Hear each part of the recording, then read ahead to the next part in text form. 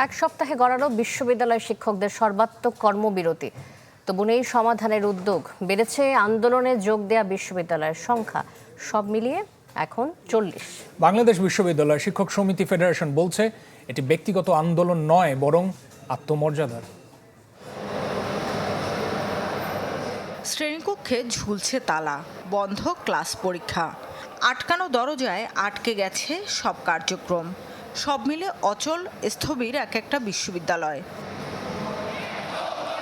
সর্বজনীন পেনশনের প্রত্যয় স্কিম থেকে শিক্ষকদের প্রত্যাহার, সুপার গ্রেডে উন্নীতকরণ ও স্বতন্ত্র বেতন স্কেল পাওয়ার দাবিতে বিশ্ববিদ্যালয় শিক্ষক কর্মকর্তা কর্মচারীদের কর্মবিরতি চলছে 7 দিন ধরে।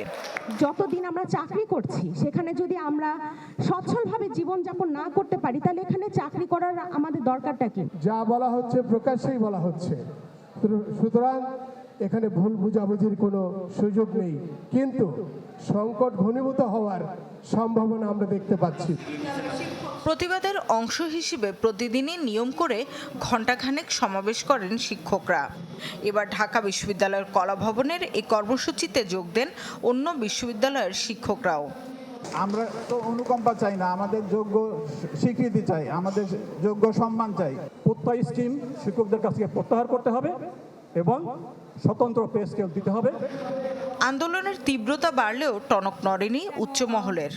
উদ্যোগ নেই কোনো আলোচনারও, তবুও অনড় শিক্ষকরা। আমরা কি করুণা ভিক্ষা করছি নাকি?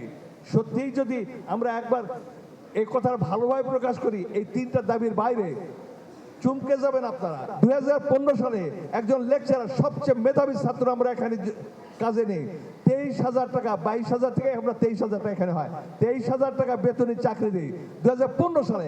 আজ 2024 সাল, 9 বছর পরে 23,000 টাকা বাংলাদেশে কোন জবে আছে? বাংলাদেশ বিশ্ববিদ্যালয় শিক্ষক সমিতি ফেডারেশনের অধীনে 35টি বিশ্ববিদ্যালয়ের এই কর্মবিরতিতে নতুন করে যুক্ত হয়েছে আরও 5টি। সংহতি জানিয়েছেন বিদেশে গবেষণারত শখানেক বাংলাদেশি শিক্ষকও। শামীমা সুলতানা, চ্যানেল 24, ঢাকা।